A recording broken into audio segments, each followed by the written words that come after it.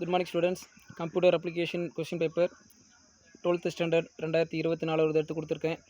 நாளைக்கு எக்ஸாம் எழுத போகிறீங்க எல்லாருமே. ஸோ அதுக்காக ஒரு ப்ராக்டிஸ்க்காக இருக்கட்டும் அப்படிங்கிறதுக்காக தான் கொஷின் எடுத்து கொடுத்துருக்கேன்.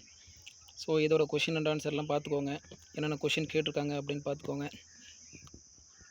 ஸோ எத்தனை கொஷின் நமக்கு தெரியுது, எத்தனை கொஷின் நமக்கு தெரியலை அப்படிங்கிறதே செக் பண்ணுங்கள். தெரியாத கொஷினை கைடை பார்த்து ஆன்சர் குறிச்சிக்கோங்க.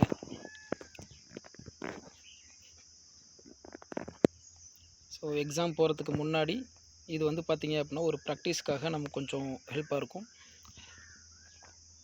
எந்தெந்த மார்க்குக்கு எந்தெந்த கொஷின்ஸ்லாம் கேட்டிருக்காங்க அப்படிங்கிறத செக் பண்ணிக்கோங்க.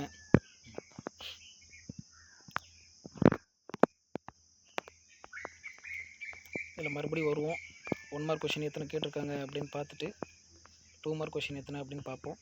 1 மார்க் கொஷின் பார்த்திங்க அப்படின்னா 15 கொஷின் கேட்டிருக்காங்க, 15 மார்க்கு.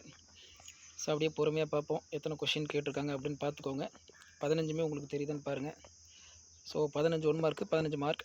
நெக்ஸ்ட்டு பார்த்தீங்க அப்படின்னா 2 மார்க் கொஷின் கேட்டிருக்காங்க. மொத்தம் 6 கொஷின் 12 மார்க்குக்கு கேட்டிருக்காங்க. ஸோ இதில் பார்த்தீங்க அப்படின்னா 2 4 6 8 9 கொஷின், 9ல் 6 எழுதணும்னு நினைக்கிறேன். அடுத்தது பார்த்தீங்க அப்படின்னா 3 மார்க் கொஷின், இதுலேயும் 6 தான் கேட்டிருக்காங்க. ஸோ இதில் 2 4 6 8 9 கொஷின், 9ல் 6 எழுதணும். 9 கொஷினில் 6 எழுதினா போதும். அடுத்தது 5 மார்க் கொஷின் கேட்டிருக்காங்க. எய்தர் ஆர் கொஷின் தான். ஸோ அதனால் மேக்ஸிமம் அதிகமான கொஷின்ஸ் தான் இருக்கும். ஸோ என்ன கொஷின் அப்படிங்கிறத நல்லா செக் பண்ணிக்கோங்க. நாளைக்கு எக்ஸாம் நல்லபடியாக எழுதுறதுக்கு வாழ்த்துக்கள். இந்த வீடியோ பிடிச்சிருந்தது அப்படின்னா எனக்கு ஒரு சப்ஸ்கிரைப் மட்டும் பண்ணிடுங்க. அடுத்தடுத்து நான் கொடுக்கக்கூடிய வீடியோஸ்லாம் கொஷின்லாம் உங்களுக்கு டக்கு டக்குன்னு உங்களோட மொபைலுக்கு ரீச் ஆயிரும். Thank you very much.